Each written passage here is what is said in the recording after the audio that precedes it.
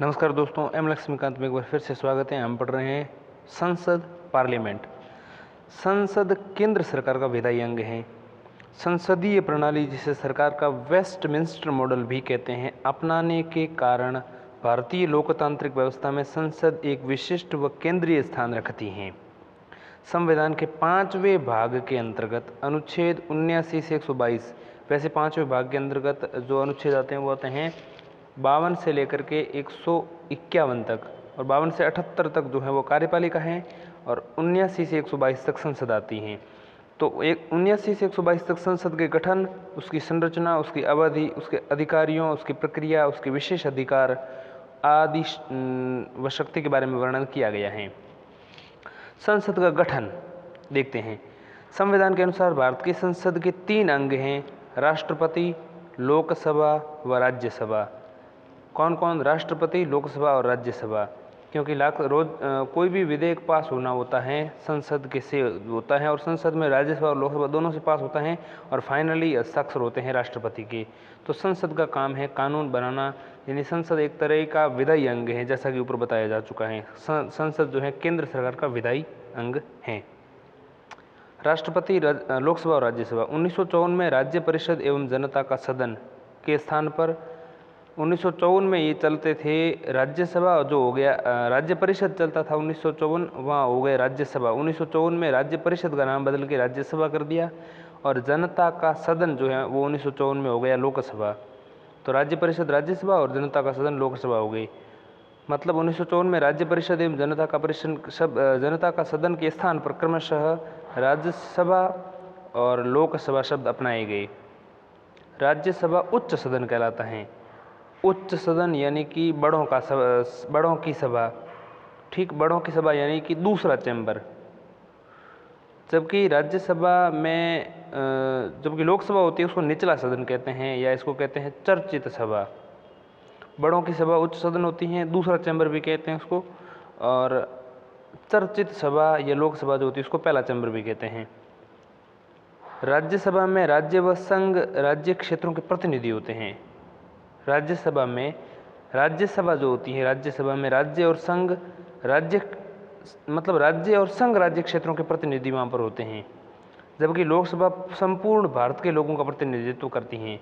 यानी कि राज्यसभा में जो है राज्य और संघ राज्य के क्षेत्रों, यानी कि राज्य, स्टेट्स और यूनियन टेरिटरीज जो हैं, उन टेरिटरीज के लोग जो हैं राज्यसभा में बैठते हैं। जबकि लोकसभा जो होती है उसमें संपूर्ण भारत का प्रतिनिधित्व होता है। हालांकि राष्ट्रपति संसद में किसी भी सदन का सदस्य नहीं होता है, और न ही वह संसद में बैठता है, लेकिन राष्ट्रपति संसद का अभिन्न अंग है। ऐसा इसलिए है क्योंकि संसद के दोनों सदनों द्वारा पारित कोई भी विधेयक तब तक विधि नहीं बन सकता जब तक राष्ट्रपति उसे अपनी स्वीकृति नहीं दे देता। राष्ट्रपति संसद के कुछ चुनिंदा कार्य भी करता है। उदाहरण के लिए राष्ट्रपति दोनों सदनों का सत्र आहूत करता है, यानी सत्र शुरू करता है, या सत्रावसान यानी सत्र खत्म भी करता है। सत्र शुरू करना और सत्र खत्म करना ये राष्ट्रपति का काम है। तो अलग अलग सत्र शुरू होते रहते हैं, मानसून सत्र, फलाना सत्र, ढीगड़ा सत्र, जो भी। तो ये सत्र आहूत और सत्रावसान दोनों ही, सत्राहूत और सत्रावसान दोनों ही राष्ट्रपति करता है। लोकसभा को विघटित करता है राष्ट्रपति। इसके अलावा संसद का सत्र नहीं चल रहा हो तो उस समय वो अध्यादेश यानी कि ऑर्डिनेंस भी जारी करता है। इस मामले में भारतीय संविधान जो है अमेरिका के स्थान पर ब्रिटेन की पद्धति पर आधारित है। किस मामले में? अध्यादेश जारी करने के मामले में। देखिए, इस मामले में भारतीय संविधान जो है अमेरिका के स्थान पर ब्रिटेन की पद्धति पर आधारित है। यानी कि ब्रिटेन की ताज जो है उसमें राजा या रानी जो भी होता है उसको, यहाँ पर 2 सदन जैसे कि मैंने बात की राज्यसभा और लोकसभा की, तो इस मामले में, किस मामले में देखिए अमेरिका से जो है अपने अमेरिका की तुलना में ब्रिटेन पर आधारित हैं, वो सुनिए। देखिए, ब्रिटेन की संसद जो होती है वहाँ पर ताज यानी राजा या रानी जो भी होती हैं वो हाउस ऑफ लॉर्ड यानी ऊपरी सदन और हाउस ऑफ कॉमन्स निचला सदन से मिलकर बनती हैं।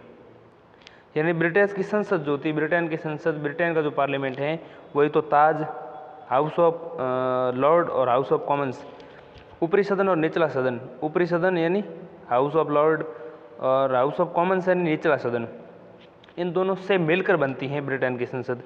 इसके विपरीत अमेरिका जो है, अमेरिकी राष्ट्रपति विधानमंडल का महत्वपूर्ण अंग नहीं है। यानी कि अमेरिकी राष्ट्रपति विधानमंडल का उसका कोई रिलेशन ही नहीं है। वो कानून बनाने में न तो सहयोग करता है और न ही उसका कोई मतलब है। ठीक है। अमेरिका में विधानसभा जो होती है उसको कांग्रेस कहते हैं। अमेरिका में जो कानून बनाने की जो सभा होती है विधानसभा, उसको कांग्रेस के नाम से जानते हैं। कांग्रेस के अंतर्गत सीनेट यानी कि ऊपरी सदन और हाउस ऑफ रिप्रेजेंटेटिव यानी निचला सदन होता है। देखिए मैं आपको तीनों बताता हूँ। भारत में ऊपरी सदन को क्या कहते हैं और अमेरिका में क्या कहते हैं और ब्रिटेन में क्या कहते हैं। भारत में ऊपरी सदन को हम कहते हैं, उच्च सदन को हम कहते हैं राज्यसभा। ठीक। इसकी बजाय अगर ब्रिटेन में देखें तो वहाँ पर ऊपरी सदन को कहते हैं हाउस ऑफ लॉर्ड। अब लॉर्ड होगा तो वो ऊपरी होगा, तो ऊपरी सदन हो गया वो। ठीक। निचले सदन को वहाँ कहते हैं हाउस ऑफ कॉमन्स। तो कॉमन्स का जो हाउस है यानी कॉमन व्यक्ति जहाँ बैठते हैं वो हाउस ऑफ कॉमन्स हो गया। और लोकसभा यानी लोगों की सभा, तो वो ब्रिटेन की तरह हमारा भारतीय मानता है। लेकिन अमेरिका में उल्टा है। अमेरिका में जो विधायिका होती है वो संसद होती है, राष्ट्रपति उसका अंग नहीं होता है। और कांग्रेस जो होती है उस कांग्रेस के ऊपरी सदन को कहते हैं सीनेट और निचले सदन को कहते हैं हाउस ऑफ रिप्रेजेंटेटिव। सरकार की संसदीय पद्धति में विधायी व कार्यकारी अंगों में परस्पर निर्भरता पर जोर दिया जाता है। संसदीय पद्धति जो होती है उसमें परस्पर निर्भरता मतलब आपस में एक दूसरे पर डिपेंडेंट है, उस पर जोर दिया जाता है। अतः हमारे यहाँ संसद में राष्ट्रपति ब्रिटेन की ताज की तरह हैं। वहीं दूसरी तरह राष्ट्रपति पद्धति वाली सरकार में विधायी और कार्यकारी अंगों को अलग करने पर जोर दिया जाता है, यानी कि अमेरिका में अलग करने पर जोर दिया जाता है। इसलिए अमेरिकी राष्ट्रपति कांग्रेस का घटक नहीं माना जाता है। बात करते हैं दोनों सदनों की संरचना की। राज्यसभा की संरचना। राज्यसभा की अधिकतम संख्या 250 निर्धारित हैं। अधिकतम कितनी निर्धारित है राज्यसभा की संख्या? 250। अब 250 में देखिए 238 सदस्य जो हैं राज्यों व संघ क्षेत्रों के प्रतिनिधि होते हैं, अप्रत्यक्ष रूप से निर्वाचित होते हैं। प्रत्यक्ष रूप से निर्वाचित नहीं करते हैं, इनको अप्रत्यक्ष रूप से निर्वाचित किया जाता है।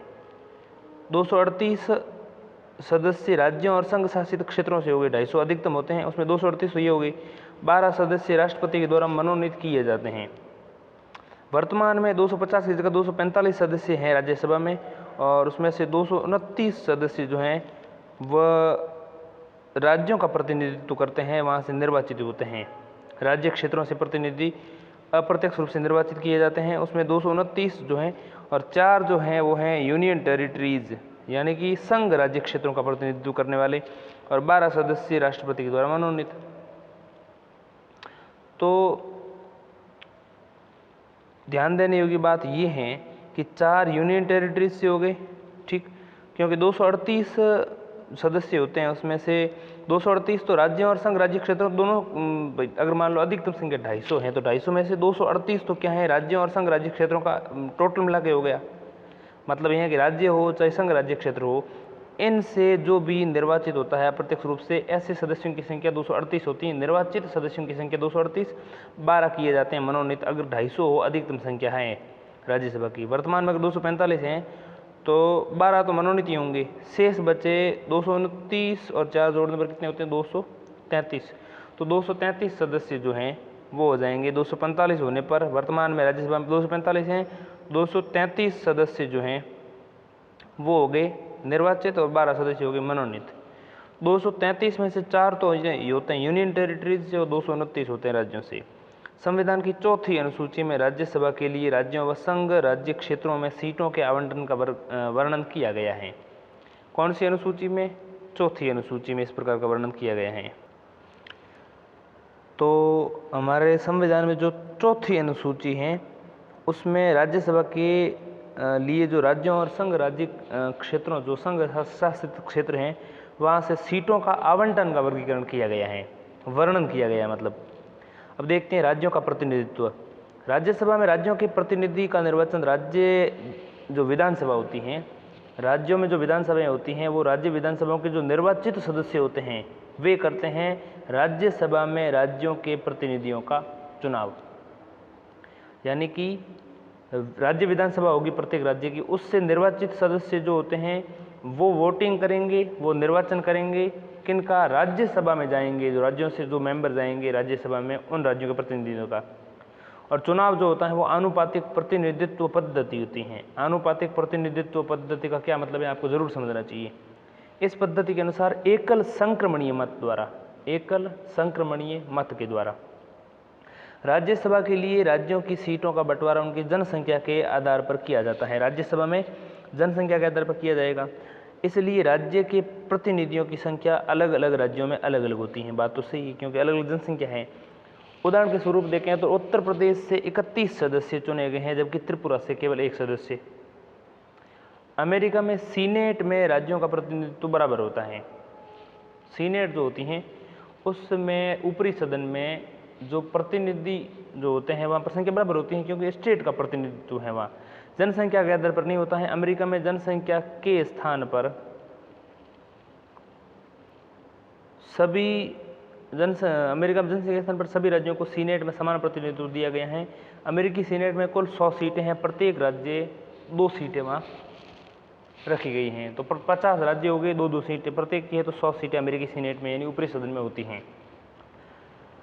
संघ राज्य क्षेत्रों का प्रतिनिधित्व देखें तो राज्यसभा में संघ राज्य क्षेत्र का प्रतिनिधित्व प्रत्येक प्रतिनिधि इस कार्य के लिए निर्मित एक निर्वाचक मंडल द्वारा चुना जाता है।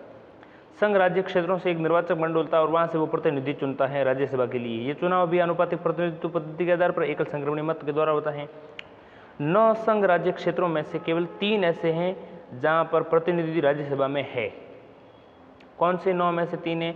तो 3 है, दिल्ली में है, दिल्ली का प्रतिनिधि राज्यसभा में जाता है, पुडुचेरी से भी जाता है और जम्मू और कश्मीर से भी प्रतिनिधि राज्यसभा में जाता है। अन्य 6 संघ शासित प्रदेशों की जनसंख्या तुलनात्मक रूप से काफ़ी कम होने के कारण राज्यसभा में उन्हें अलग से प्रतिनिधित्व नहीं प्राप्त है। लोकसभा से ही उनका प्रतिनिधित्व मतलब संसद में समझा जाता है। बात ये है। बात करते हैं नामित या नाम निर्देशित सदस्यों की। तो जो सदस्य 12 होते हैं जिनको राज्यसभा में राष्ट्रपति मनोनीत करता है, नामित करता है, तो नामित या नाम निर्देशित सदस्य राष्ट्रपति राज्यसभा में 12 ऐसे सदस्यों को नामित या नाम निर्देशित करता है जिन्हें कला, साहित्य, विज्ञान, समाज सेवा विषयों के संबंध में विशेष ज्ञान या व्यावहारिक ज्ञान हो। ऐसे व्यक्तियों को नामांकित करने के पीछे उद्देश्य है कि नामी या प्रसिद्ध व्यक्ति बिना चुनाव के माध्यम से राज्यसभा में जा सके। यहाँ ये ध्यान देने योग्य बात है कि अमेरिकी सीनेट में नामित सदस्य नहीं होता है। अमेरिकी सीनेट का सीधा सिस्टम है कि पहली बात तो अमेरिकी राष्ट्रपति जो है संसद का हिस्सा नहीं है, विधायिका का हिस्सा है ही नहीं वो, और वहाँ पर सदस्य जो होते हैं प्रत्येक राज्य से बराबर होते हैं। सदस्यों की संख्या जनसंख्या के अनुपात में नहीं है। और तीसरी बात मजे की ये है कि वहाँ पर मनोनीत सदस्य नाम का कॉन्सेप्ट ही नहीं है। अब हम बात करते हैं लोकसभा की संरचना। राज्यसभा के बाद लोकसभा समझें तो जैसा कि वहाँ हमने समझा कि राज्यसभा में 250 अधिकतम होते हैं और 245 होते हैं, इसी तरह से लोकसभा की अधिकतम संख्या 552 है, लेकिन फिलहाल 545 ही हैं। वर्तमान में लोकसभा में 545 सदस्य हैं।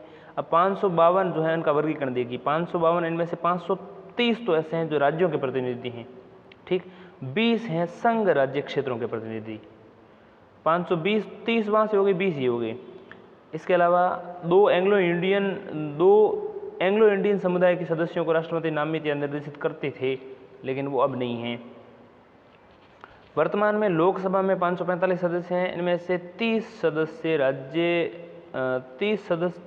सदस्य राज्यों से और 13 सदस्य संघ राज्य क्षेत्रों से। तो 530 और 13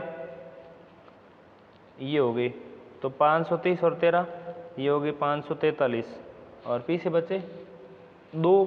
545 अधिकतम होते हैं, लेकिन अब वो 2 सदस्य जो हैं वो एंग्लो इंडियन समुदाय से निर्देशित नहीं किए जाते हैं। अब बात करते हैं राज्यों का प्रतिनिधित्व। लोकसभा में राज्यों के प्रतिनिधि राज्यों के विभिन्न निर्वाचन क्षेत्रों के लोगों द्वारा प्रत्यक्ष रूप से निर्वाचित होते हैं।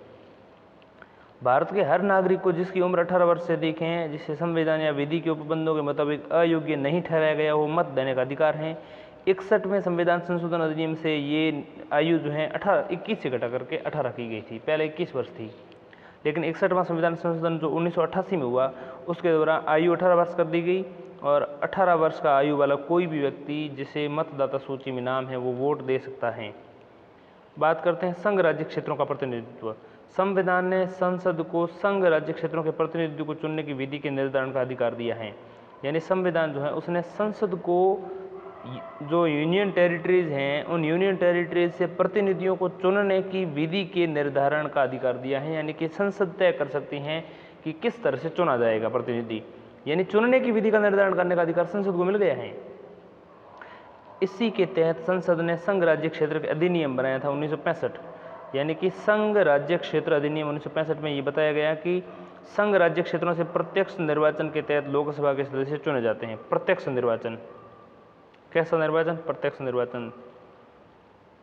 अब हम बात करते हैं नामित या निर्देशित सदस्यों की। तो अगर 2 एंग्लो इंडियन समुदाय लोकसभा में पर्याप्त प्रतिनिधि न हो तो राष्ट्रपति इस समुदाय के 2 सदस्यों को नामित या उनका नाम निर्देशित कर सकता है। शुरुआत में ये उपबंध 1960 तक के लिए था, शुरुआत में ये 1960 तक था, और फिर 95 में संविधान संशोधन के तहत 2009 जो हुआ, 2009 में इस उपबंध को 2020 तक के लिए बढ़ा दिया गया और 2020 में फिर इसको हटा दिया बाद में। अब हम बात करते हैं लोकसभा की चुनाव प्रणाली। तो लोकसभा चुनाव प्रणाली से संबंधित विभिन्न पहलू इस प्रकार हैं। पहला, प्रादेशिक निर्वाचन क्षेत्र। दूसरा, प्रत्येक जनगणना के पश्चात पुनः समायोजन। तीसरा, अनुसूचित जाति व जनजातियों के लिए सीटों का आरक्षण। चौथा, first past the post system. और उसके पश्चात हम अगले दोनों सदनों की अवधि पर चले जाएंगे। तो फिलहाल हम समझ लेते हैं लोकसभा चुनाव की प्रणाली। लोकसभा चुनाव से प्रणाली से संबंधित विभिन्न पहलू हैं। पहला है प्रादेशिक निर्वाचन क्षेत्र। लोकसभा के लिए प्रत्यक्ष निर्वाचन कराने के लिए सभी राज्यों को प्रादेशिक निर्वाचन क्षेत्रों में विभाजित किया गया है, यानी कि लोकसभा का निर्वाचन होता है, इसलिए सभी राज्य जितने भी हैं उनको प्रादेशिक यानी कि अलग अलग प्रदेशों के क्षेत्रों में विभाजित किया गया है लोकसभा के चुनाव के लिए, और वहाँ से फिर सांसद चुने जाते हैं और वो सांसद आते हैं संसद में, संसद यानी कि लोकसभा में। इस संबंध में संविधान ने 2 उपबंध किए हैं। कैसे निर्वाचन क्षेत्र जो हैं तय किए जाएंगे? प्रादेशिक निर्वाचन क्षेत्र जहाँ से जो है प्रतिनिधि लोकसभा में आता है। देखिए 2 उपबंध किए हैं। पहला उपबंध क्या है? पहला है लोकसभा में सीटों का आवंटन प्रत्येक राज्य को ऐसी रीति से किया जाएगा कि स्थानों की संख्या से उस राज्य की जनसंख्या का अनुपात सभी राज्यों के लिए यथासाध्य एक ही हो। मतलब ये है कि लोकसभा में सीटों का आवंटन प्रत्येक राज्य को ऐसी रीति से किया जाएगा कि स्थानों की संख्या से उस राज्य की जनसंख्या का अनुपात सभी राज्यों के लिए यथासाध्य एक ही हो। अब किस प्रकार से किया जाता है ऐसे देखिए, ये उपबंध उन राज्यों पर लागू नहीं होता जिनकी संख्या 60 लाख से कम है। 60 लाख से कम वाली जनसंख्याओं पर यह लागू नहीं होता है, बाकी पर यह लागू होता है। और वहाँ कोशिश ये की जाती है कि ऐसे लोकसभा में सीटों का जो आवंटन है प्रत्येक राज्य से ऐसी रीति के द्वारा किया जाए जिससे स्थानों की संख्या जो है उस राज्य की जनसंख्या का अनुपात सभी राज्यों के लिए यथासाध्य एक ही हो। बात करते हैं प्रत्येक राज्य को प्रादेशिक निर्वाचन क्षेत्रों में ऐसी रीति से विभाजित किया जाएगा। प्रत्येक राज्य को प्रादेशिक निर्वाचन क्षेत्रों में ऐसी रीति से विभाजित किया जाएगा कि प्रत्येक निर्वाचन क्षेत्र की जनसंख्या को उस प्रत्येक निर्वाचन क्षेत्र की जनसंख्या का उसको आवंटित स्थानों की संख्या के अनुपात में समस्त राज्य में यथासाध्य एक ही होने चाहिए। मतलब ये है कि यह 2 उपबंध किए गए हैं। लोकसभा में सीटों का आवंटन प्रत्येक राज्य को ऐसी रीति से किया जाएगा कि स्थानों की संख्या से उस राज्य की जनसंख्या का अनुपात सभी राज्यों के लिए यथासाध्य एक ही हो। अनुपात किसका किसका? देखिए अनुपात है स्थानों की संख्या और उस राज्य की जनसंख्या। तो स्थान कितने, उस राज्य की जनसंख्या कितनी है, और फिर उस तरह से अनुपात निकाला जाता है उसका, और ये सभी राज्यों के लिए एक ही जैसा अनुपात आना चाहिए।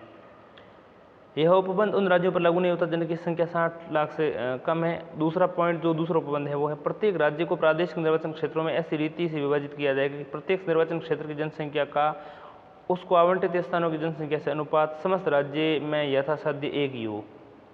संक्षेप में ये कह सकते हैं कि संविधान ये सुनिश्चित करता है कि राज्यों के बीच, इसके अलावा राज्यों के प्रादेशिक निर्वाचन क्षेत्रों के बीच प्रतिनिधित्व में एक रूपता बनी रहे।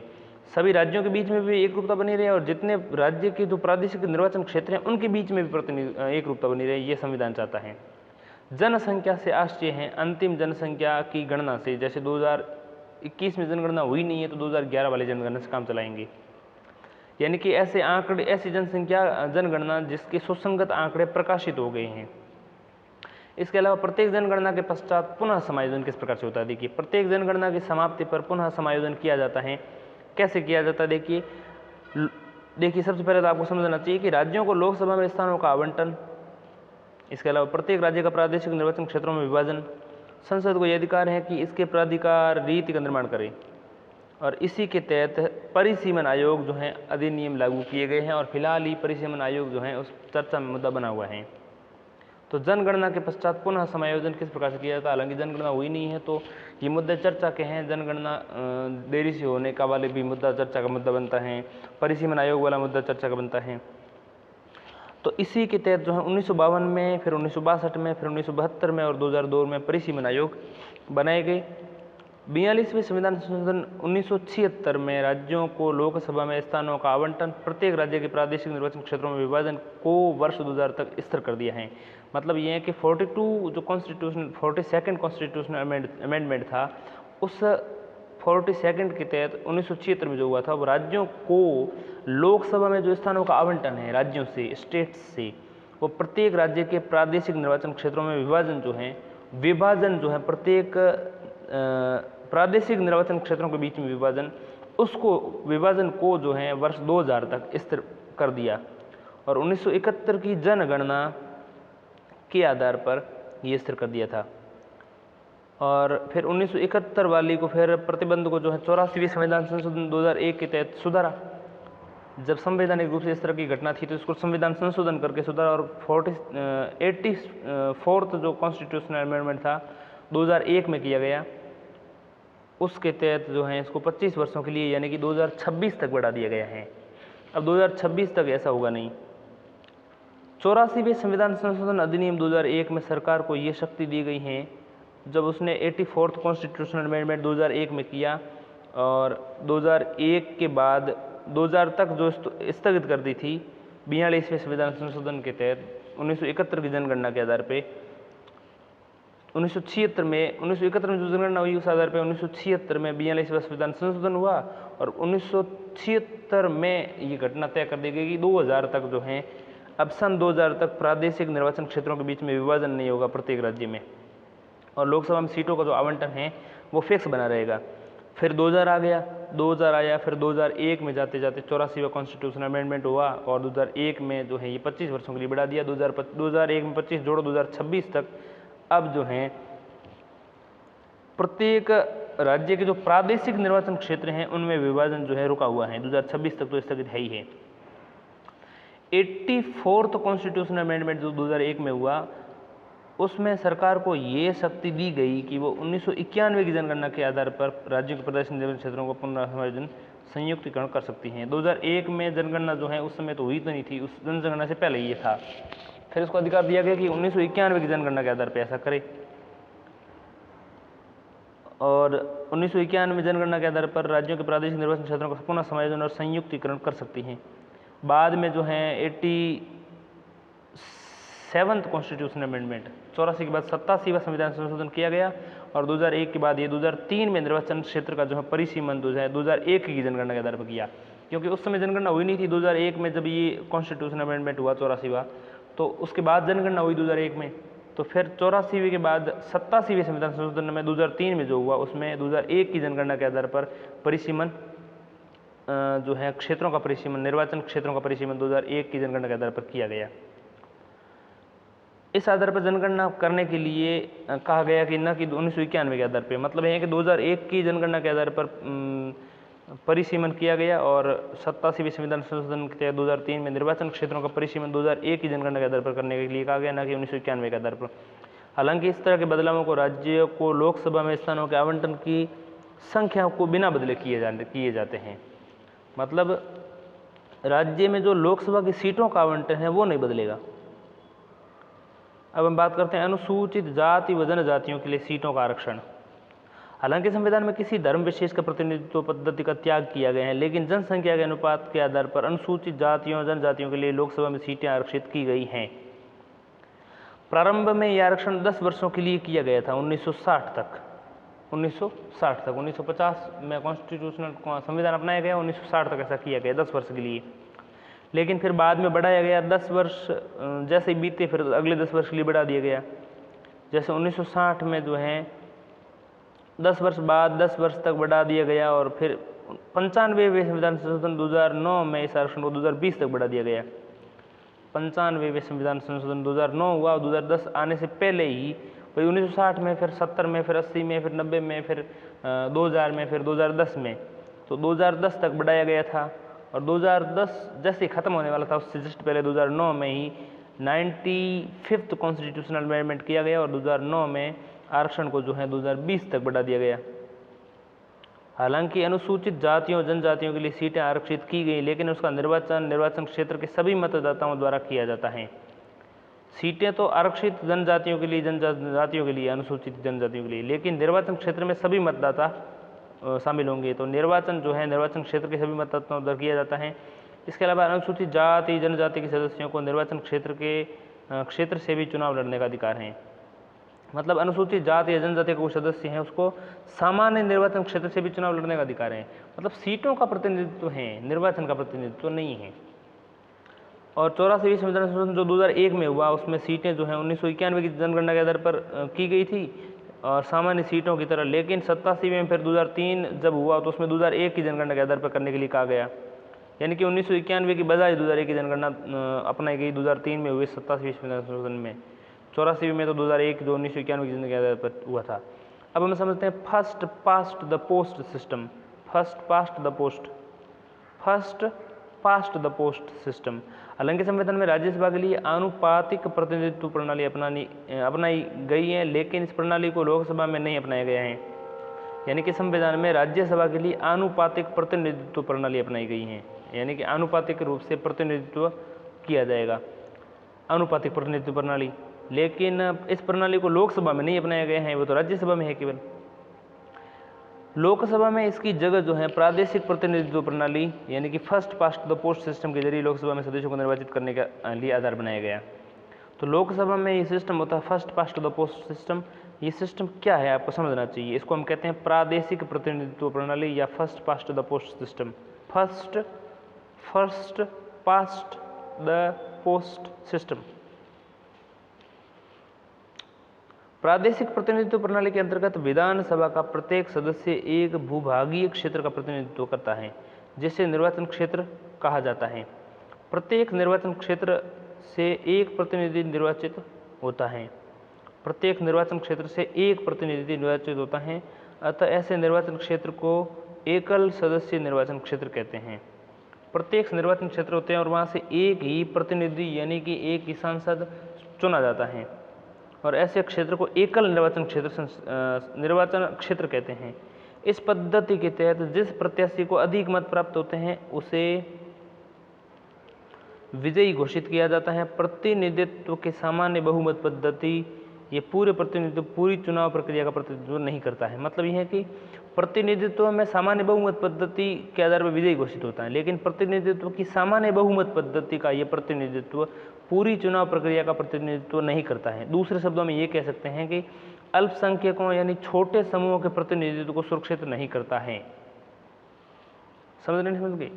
तो छोटे समूह या अल्पसंख्यक हैं उसको सुरक्षित नहीं करता है। ये आनुपातिक प्रतिनिधित्व प्रणाली का उद्देश्य क्षेत्रीय प्रतिनिधित्व विभेद को हटाना है। आनुपातिक प्रतिनिधित्व प्रणाली का उद्देश्य क्या है कि क्षेत्र में जो अलग अलग प्रतिनिधित्व होते हैं उन विभेदों को अलग करना है। क्योंकि क्षेत्रीय प्रतिनिधित्व तो वैसे भी हावी रहता है हमेशा। किसी क्षेत्र विशेष में मान लो दो नेता हैं और दोनों के बीच में ज़बरदस्त टक्कर हैं, तो उन क्षेत्रों के प्रतिनिधित्व को कम करने के लिए आनुपातिक प्रतिनिधित्व प्रणाली को अपनाया गया है। कैसे? देखिए, इस व्यवस्था के तहत सभी वर्गों को अपनी संख्या के अनुसार प्रतिनिधित्व मिलता है। यहाँ तक कि सबसे छोटी जनसंख्या वाले वर्ग को भी विधानमंडल से इसका हिस्सा मिलता है। कैसे? अनुपातिक का मतलब अनुपात में मिलते जाते हैं। अनुपातिक प्रतिनिधित्व दो प्रकार के होते हैं, जिनके नाम है एकल हस्तांतरणीय मत व्यवस्था एवं सूची व्यवस्था। ठीक, तो दो प्रकार के प्रतिनिधित्व मैंने जैसा कि बताया दो प्रकार में। पहला है एकल हस्तांतरणीय मत व्यवस्था और दूसरी है सूची व्यवस्था। भारत में राज्यसभा जो होती है, राज्य विधान परिषद होते हैं, वो राष्ट्रपति होते हैं, उपराष्ट्रपति हैं, उसके निर्वाचन के लिए पहले प्रकार की व्यवस्था को अपनाया गया है। भारत में कहाँ किस किस के लिए? राज्यसभा में एकल हस्तांतरणीय मत व्यवस्था होती है। राज्य विधान परिषदों में भी एकल हस्तांतरणीय मत व्यवस्था होती है। राष्ट्रपति और उपराष्ट्रपति के निर्वाचन के लिए भी एकल हस्तांतरणीय मत व्यवस्था होती है। एकल हस्तांतरणीय और एकल संक्रमणीय मत व्यवस्था दो अलग अलग व्यवस्थाएं होती हैं, ध्यान दीजिएगा। यद्यपि संविधान सभा के कुछ सदस्यों ने लोकसभा सदस्यों के चुनाव के लिए आनुपातिक प्रतिनिधित्व प्रणाली की वकालत की थी, यानी कुछ सदस्यों ने कहा था कि लोकसभा जो है, लोकसभा सदस्यों के लिए चुनाव जो है आनुपातिक प्रतिनिधित्व प्रणाली की वकालत की थी, लेकिन इसे संविधान में दो कारणों से नहीं अपनाया गया। ठीक, अब देखिए, जैसा कि बताया कि राज्यसभा में जो है हस्तांतरणीय मत व्यवस्था चलती हैं और लोकसभा में जो है एकल संक्रमणीय व्यवस्था चलती हैं। तो कुछ ने कहा कि भाई क्यों ना लोकसभा में भी आनुपातिक प्रतिनिधित्व अपनाया जाए। लोकसभा में आनुपातिक प्रतिनिधित्व नहीं अपनाया गया तो ये अपनाने की वकालत की थी, लेकिन संविधान ने इसे दो कारणों से नहीं अपनाया। पहला, जो कारण जटिल है, देखिए कि मतदाताओं के लिए मतदान प्रक्रिया जो है इससे जटिल हो जाती है, क्योंकि मतदाता जो है सूची अपनी प्रेफरेंस कैसे तय करेगा कि मैं पहले तौर पर जो है इसे अपनाना चाहता हूँ, दूसरे तौर पर मेरा ये नेता है, तीसरे तौर पर ये नेता है, तो इसको कैसे समझें।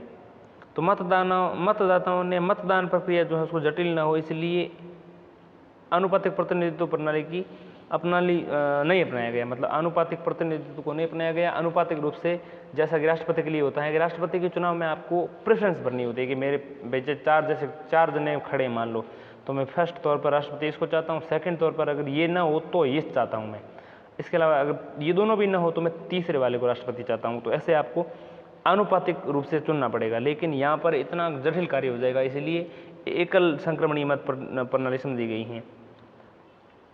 क्यों ऐसा किया गया? क्योंकि मतदाताओं के लिए मतदान प्रक्रिया जो है वो जटिल हो जाती है, समझने में कठिनाई होगी, देश में शैक्षणिक स्तर वैसे भी कम है, इस वजह से। दूसरा, बहुदलीय व्यवस्था के कारण संसद की अस्थिरता हो जाती है, मतलब दल इतने हैं कि किस किस को प्रेफरेंस देंगे, तो बहुदलीय व्यवस्था के कारण संसद की अस्थिरता होती है इस आधार पर। इसके अलावा आनुपातिक प्रतिनिधित्व प्रणाली के निम्नलिखित दोष हैं। अनुपातिक के दोष क्या है? देखिए, पहला है ये काफ़ी खर्चीली हैं, ठीक। दूसरा, ये उपचुनाव का कोई अवसर प्रदान नहीं करती। उपचुनाव का मतलब फिर से चुनाव हो जाए ऐसा कोई अवसर नहीं प्रदान करती। इसके अलावा क्योंकि अनुपातिक में अगर मान लो फर्स्ट बनने योग्य नहीं तो सेकंड बन जाएगा, फर्स्ट सबसे ज़्यादा फर्स्ट प्रेफरेंस में सबसे ज़्यादा जिन्होंने रखे वो बन जाएगा, फर्स्ट प्रेफरेंस में मान लो जो है वो नहीं है तो सेकंड प्रेफरेंस वाला अपने आप बन जाएगा, तो उपचुनाव तो होगा ही नहीं, यानी काफ़ी खर्चीली पहली बात। दूसरा, उपचुनाव का कोई अवसर ही नहीं देती। तीसरी है मतदाताओं और प्रतिनिधियों के बीच आत्मीयता को कम करती हैं। मतदाता और प्रतिनिधि जो है उसकी आत्मीयता कम होती है, क्योंकि मतदाता जो है मान लो किसी एक को ही चाहता है नेता, बाकी वालों को चाहता ही नहीं है, लेकिन मजबूरी में उनको फिर प्रेफरेंस भरनी पड़ेगी अगर अनुपातिक प्रतिनिधित्व प्रणाली है तो ये जो है आत्मीयता कम करती हैं प्रतिनिधियों और मतदाताओं के बीच में। और चौथा है अल्पसंख्यक और सामूहिक हितों को बढ़ावा देगी, अल्पसंख्यकों और सामूहिक हितों को बढ़ावा देगी।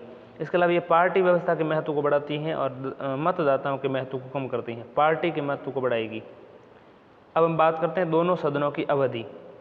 राज्यसभा की अवधि समझेंगे पहले और फिर हम लोकसभा की अवधि समझेंगे। तो राज्यसभा की अवधि से क्या मतलब है? देखिए, राज्यसभा पहली बार 1952 में स्थापित हुई थी। 1952 में भारत में पहले आम चुनाव हुए। ये निरंतर चलने वाली संस्था है।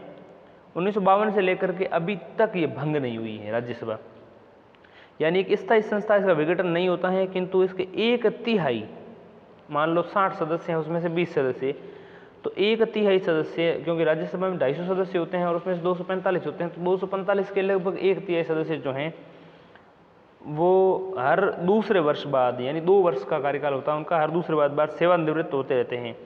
ये सीटें चुनाव के द्वारा फिर भरी जाती हैं। वैसे चुनाव जो है इनका टाइम पीरियड जो राज्यसभा में होता है 6 वर्ष का होता है। 6 वर्ष इसलिए रखा गया क्योंकि 1/3 करना है तो 2 वर्ष बनेगा, तो 2 वर्ष का गैप रखते हुए सदस्यों को हमेशा चुना जाता है, ताकि जैसे ही 2 वर्ष मान लो किसी सदस्य के मान लो वर्ष समाप्त हो गए, उसके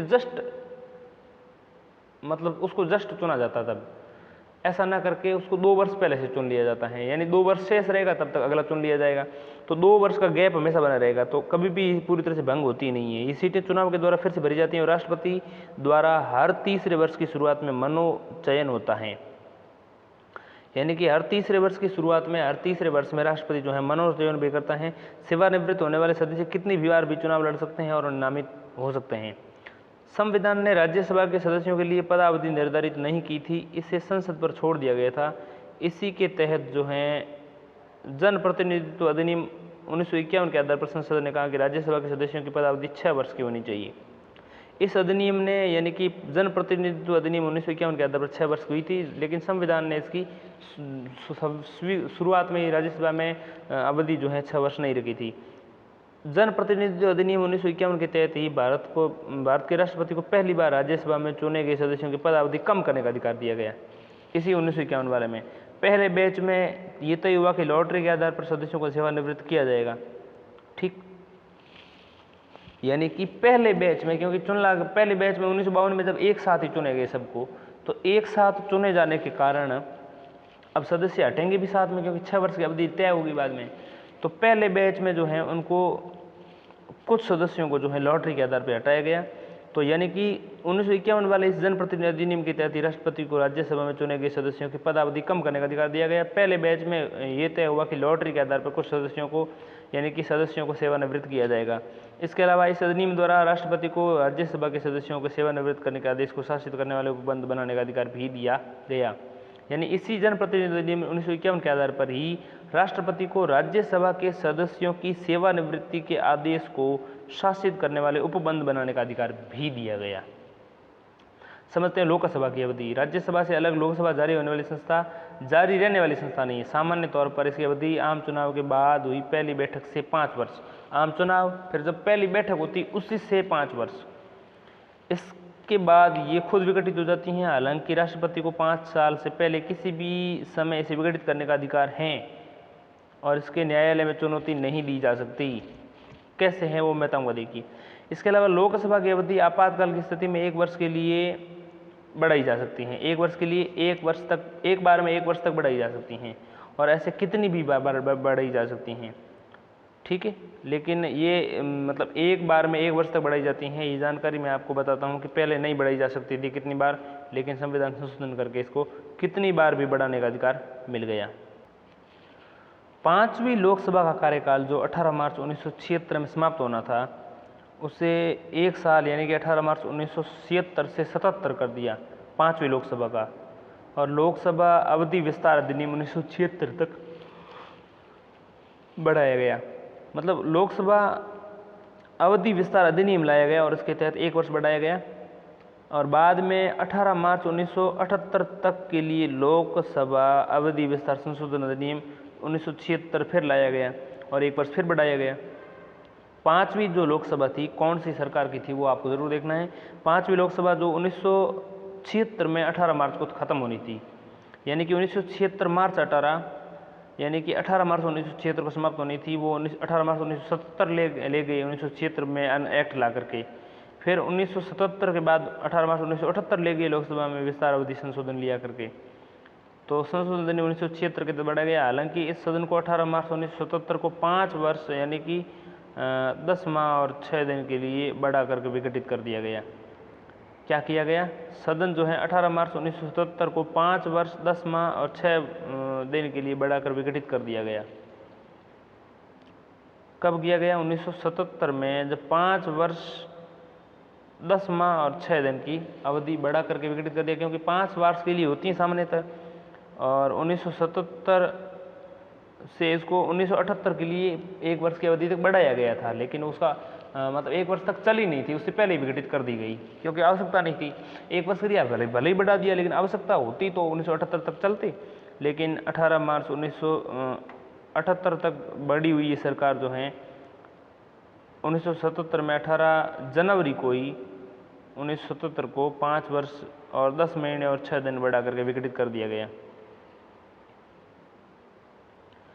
तो लोकसभा जो है जारी रहने वाली संस्था नहीं है, अस्थायी संस्था है और 5 वर्ष बाद विघटित हो जाती हैं, लेकिन इसका विस्तार किसी भी दशा में आपातकाल खत्म होने के बाद 6 महीने की अवधि से अधिक नहीं हो सकता। आपातकाल की स्थिति में ऐसा होता है, और आपातकाल खत्म होने के 6 महीने बाद अधिक विस्तार नहीं किया जा सकता, खत्म करनी ही होगी।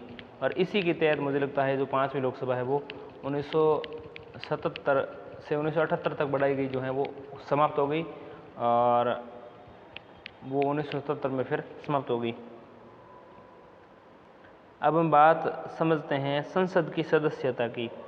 तो उसके लिए अर्हताएं क्या हैं संसद के सदस्य के लिए?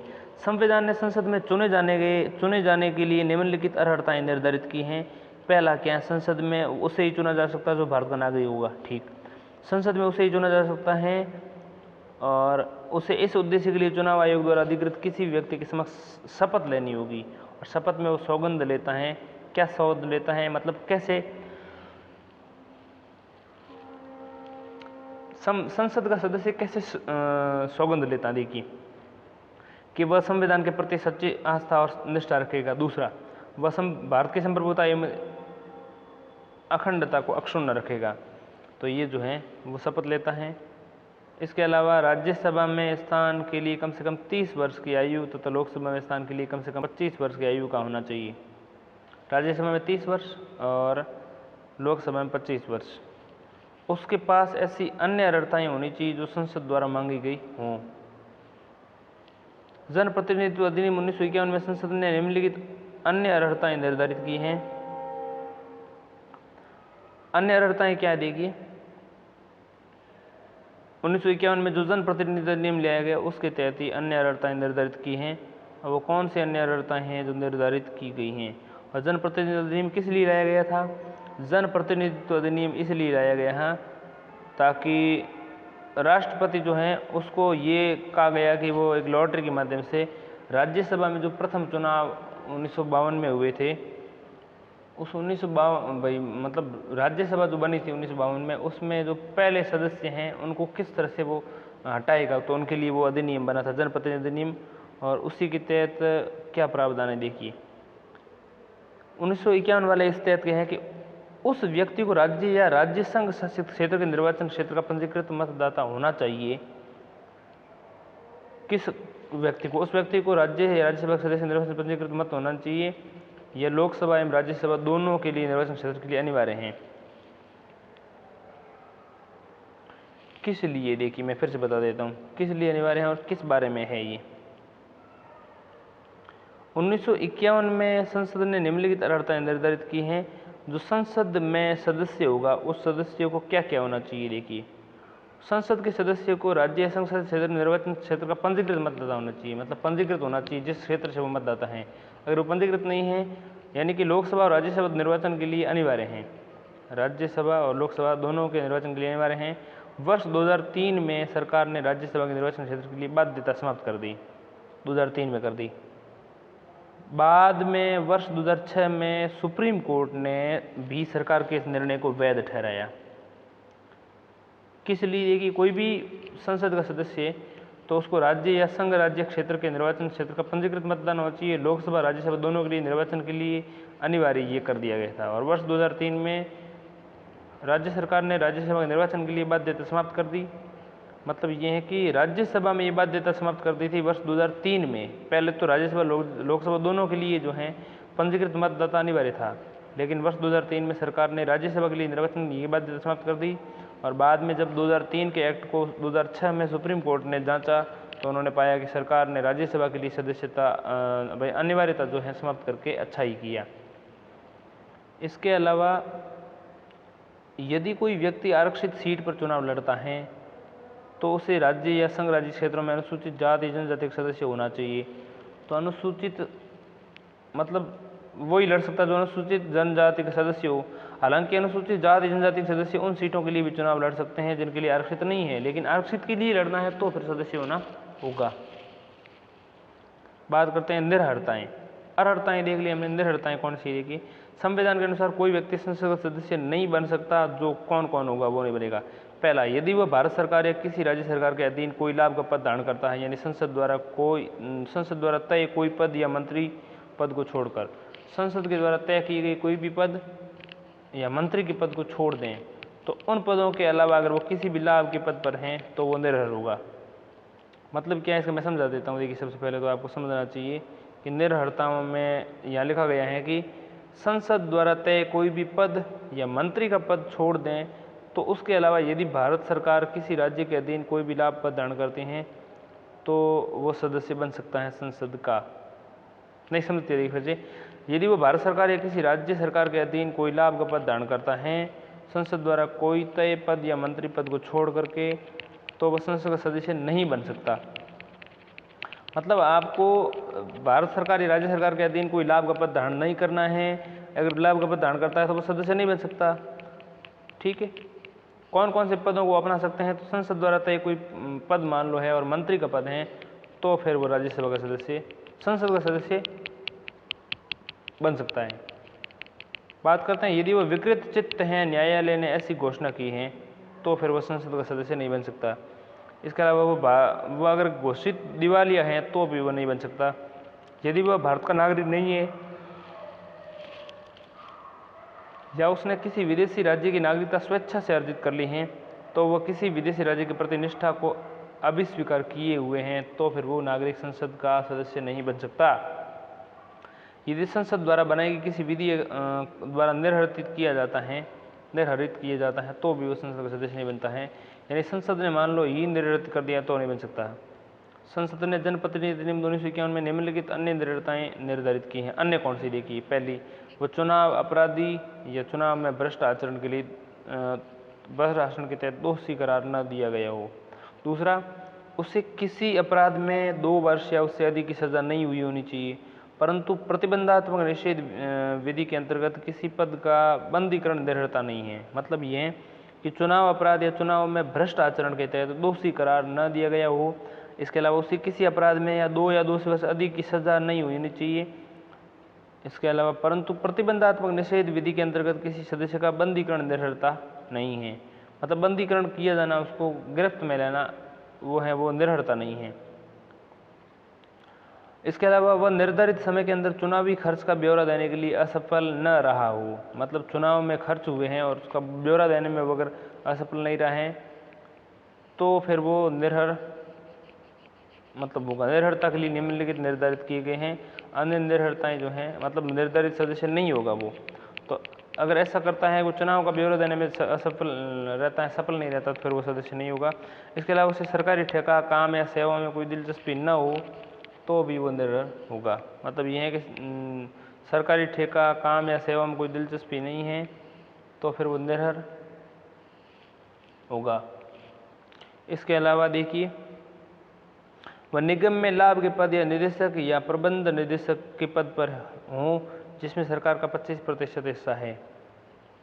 इसके अलावा उसे भ्रष्टाचार या निष्ठाहीन होने के कारण सेवाओं से बर्खास्त न किया गया हो, तो ऐसी स्थिति में वो निर्भर होगा। उसे विभिन्न शत्रुओं में समूह बढ़ाने के लिए रिश्वतखोरी के लिए दंडित न किया गया हो, तो भी वो जो है निर्भर होगा। उसे छुआछूत, दहेज या सती जैसे सामाजिक अपराधों के प्रसार में संलिप्त न पाया गया हो, तो भी वह निर्भर होगा। किसी सदस्य में उपरोक्त निर्भरताएं संबंधी प्रश्न पर राष्ट्रपति का फैसला अंतिम होगा यदि राष्ट्रीय निर्वाचन आयोग से राय लेकर उसी के तहत कार्य करना चाहिए। इसके बाद देखते हैं दल बदल के आधार पर निर्भरताएं।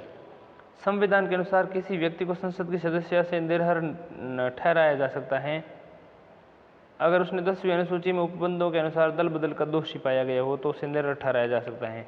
सदस्यों को दल बदल विधि के निम्नलिखित उपबंधों के तहत निर्भर करार दिया जाता है या दिया जा सकता है। देखिए, पहला, अगर वह स्वेच्छा से उस राजनीतिक दल का त्याग करता है तो जिस दल के टिकट पर उसे चुनाव लड़ा गया हो, चुना गया हो, उससे वो निर्भर हो जाएगा।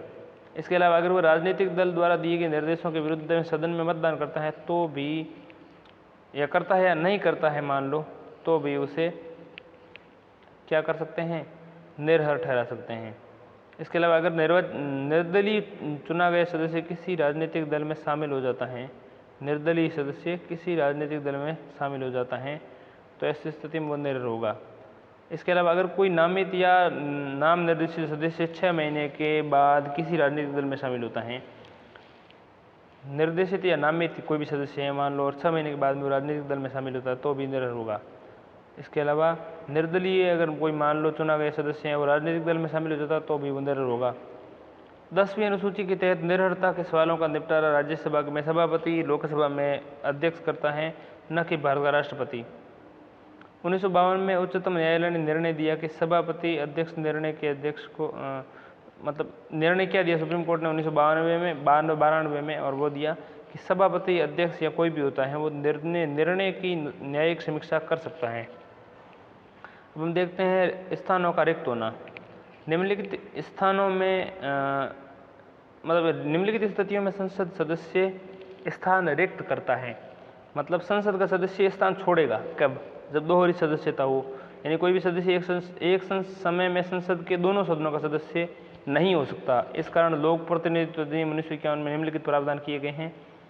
पहला क्या है? यदि कोई व्यक्ति संसद के दोनों सदनों में चुन लिया जाता है तो उसे 10 दिनों के भीतर ये बतलाना होगा कि उसे किस सदन में रहना है। सूचना न देने पर राज्यसभा में उसकी सीट खाली हो जाएगी, राज्यसभा से वो निष्कासित हो जाएगा, चाहे वो किसी का सदस्य है ही नहीं है।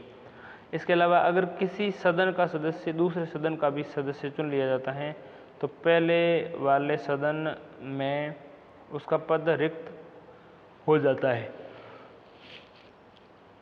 मतलब यह है कि एक सदन से दूसरे सदन में चला गया, लोकसभा है तो राज्यसभा में चला गया तो लोकसभा में पीछे खाली हो जाएगी, और मान लो राज्यसभा में था और लोकसभा में चला गया तो राज्यसभा में खाली हो जाएगी। तीसरा है, अगर कोई व्यक्ति एक ही सदन में 2 सीटों पर चुना जाता है तो उसे स्वेच्छा से किसी एक स्थान को खाली करने का अधिकार है, अन्यथा दोनों सीटें रिक्त हो जाती हैं। इसी प्रकार कोई व्यक्ति मान लो एक समय संसद या राज्य के किसी विधानमंडल के किसी सदन का सदस्य नहीं हो सकता। अगर कोई व्यक्ति निर्वाचित होता है और उसे 14 दिन के अंदर राज्य के विधानमंडल की सीट को खाली करना है, अन्यथा संसद में उसकी सदस्यता समाप्त हो जाती हैं, तो ऐसी स्थिति में वो व्यक्ति क्या होगा? वो हो गया दोहरी सदस्यता के बारे में। इसके अलावा पद रिक्त कैसे हो जाएगा? तो वो हो जाएगा निरर्हता के आधार पर। यदि कोई व्यक्ति संविधान में दी गई निर्दिष्ट निरर्हता से ग्रस्त पाया जाता है तो उसका स्थान रिक्त हो जाता है। इसके अलावा पद त्याग देखें तो संविधान में देखिए निरर्हता जो है, संविधान की 10वीं अनुसूची में दल निरर्हता में दल विरोधी भी देखे हैं मैंने। बात करते हैं पद त्याग की, तो कोई सदस्य यथास्थिति बालक या प्रतिपालक के सभापति या लोकसभा के सदस्य लोकसभा के अध्यक्ष को संबोधित त्यागपत्र द्वारा अपना स्थान त्याग सकता है। त्यागपत्र स्वीकार होने पर उसका स्थान रिक्त हो जाता है। हालांकि सभापति या अध्यक्ष त्यागपत्र को स्वीकार नहीं भी कर सकता है, बशर्ते उसे ऐसा लगे कि त्यागपत्र स्वेच्छा से नहीं दिया गया है या वास्तविक नहीं है, तो ऐसी स्थिति में वो नहीं भी कर सकता है। इसके अलावा अनुपस्थिति देखें तो यदि कोई सदस्य सदन की अनुमति के बिना 60 दिन की अवधि से अधिक समय के लिए सदन की सभी बैठकों में अनुपस्थित रहता है तो सदन उसका पद की रिक्त घोषित कर सकता है। 60 दिनों की अवधि में सदन के स्थगन, सत्रावसान, मतलब सत्रावसान की अवधि लगभग 4 दिनों से अधिक अवधि को शामिल नहीं किया जाता है। इसके बाद अन्य स्थितियां देखें तो यदि किसी सदस्य को संसद की सदस्य रिक्त करनी है तो वो न्यायालय उस चुनाव को अमान्य या शून्य करार देता तब। इसके अलावा यदि उसे सदन द्वारा निष्कासित कर दिया जाता है तब। इसके अलावा यदि वह राष्ट्रपति या उपराष्ट्रपति चुन लिया जाता है तब। इसके अलावा यदि उसे किसी राज्य का राज्यपाल बना दिया गया है तब वह राज्यसभा में खाली कर देगा। तो इसके अलावा अगर हम देखें, अगर कोई निरर्ह व्यक्ति संसद में निर्वाचित होता है तो संविधान की किसी प्रक्रिया द्वारा उसके चुनाव को शून्य या अमान्य घोषित नहीं करार दिया जा सकता। ऐसे मुद्दों को लोक प्रतिनिधित्व अधिनियम 1951 द्वारा सुलझाया जाता है, जिसके अंतर्गत